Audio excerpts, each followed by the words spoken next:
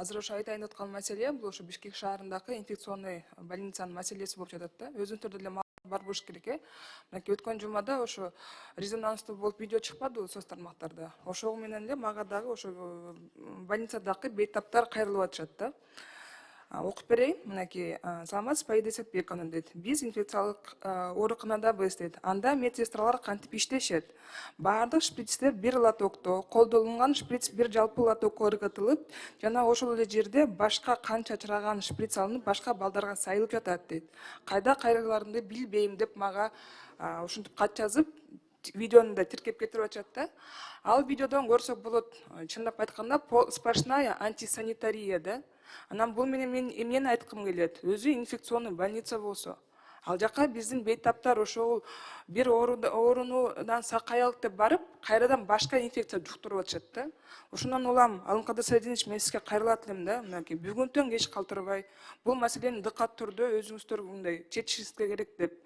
Балким тиги инфекционный больницанын врачына кандайдыр бир сиздер тапшырма бересиздер, бүгүнтөрдөн кеч калбай ошол медсестралар болобу, врачтар болобу, бейтаптарга мындай баардык эрежени сактанып, анан иш алып барыш керек деген.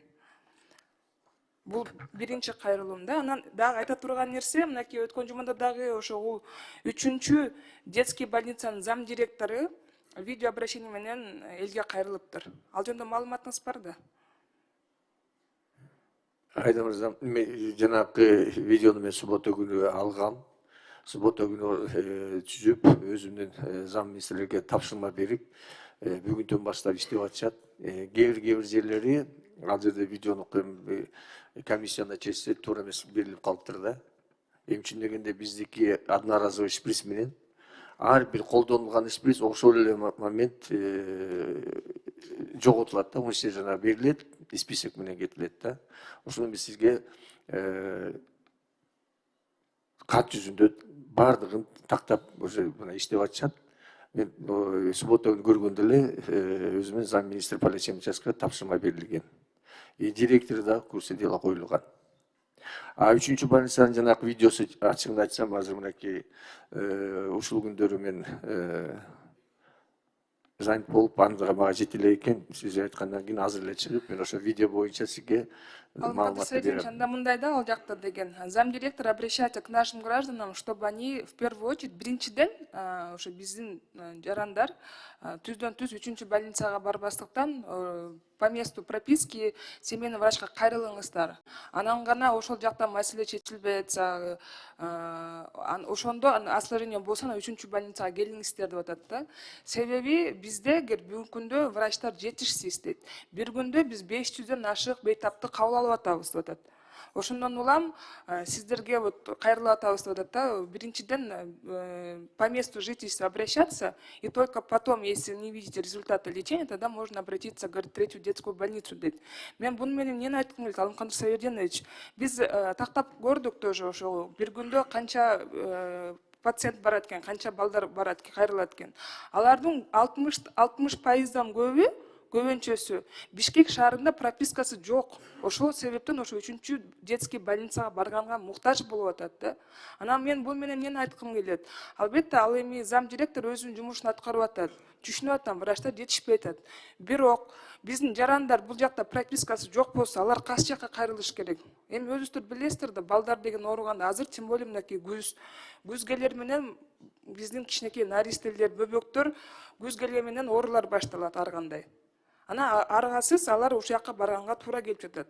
Балким ал жакка деген действительно биз деген врачтардын санын көбөйтүшүбүз керекпи же кандай кылышыбыз керек? Бул маселени чечип беришибиз керек да. Анан бизге келбегиле, биз деген жетишпей атат, бизде деген врачтар жок деп кайрылуу болуп атат. Мен бир четинен түшүнүп атам, бирок ошентсе да биздин жарандар түшүнүшүбүз керек да. Айда мырза, туура. Эми үчүн дегенде былтыр да ушундай болгондо 1500, 2000ге күнүгө жетип кеткенде биз МЧСтин палаткаларынан билесиздер, экстренный приемды ачканбыз. Азыркы кезде биз да даярданып атабыз. Себеби күз менен кышта Оштогу городской детский городской больница менен биздеги Бишкектеги 3-й детскийге абдан көп келет да. Бирок биздин өзүбүздүн законубуз боюнча бардык жарандар по месту жительства. Эмчи дегенде 20% жанакы 100%тен келген 20% ушул 3-чү больницалардын специалисттер көрө турган беле. А калгандардын баары эле ОРВ жөтөлүп аткандар тиги бүт пропискасы барды. жоктор каяка барыш керек? Калымкадыр сен айтып койсоң. Ар бир райондо ачылган өзү ССМдер бар. Алар барып айтат. Ал жакта пропискасы жок деле кабыл Пропискасы жок болсо да алат. пропискасы жок, кабыл албайбыз десе каяка барыш керек биздин бейтап? Биз азыр мынакей приемдон өзүбүздүкүн беребиз. Биз дагы өзүбүздүн шаарда, Бишкек шаары менен Ош шаарындагы муну көбөйтүп ССМдерге айтканбыз. Пропискасы барбы, жокпу? Жок, эгерде мынакей бейтаптын пропискасы жок экен деп врач кабыл албай койсо регистратурада Кайсы колунузда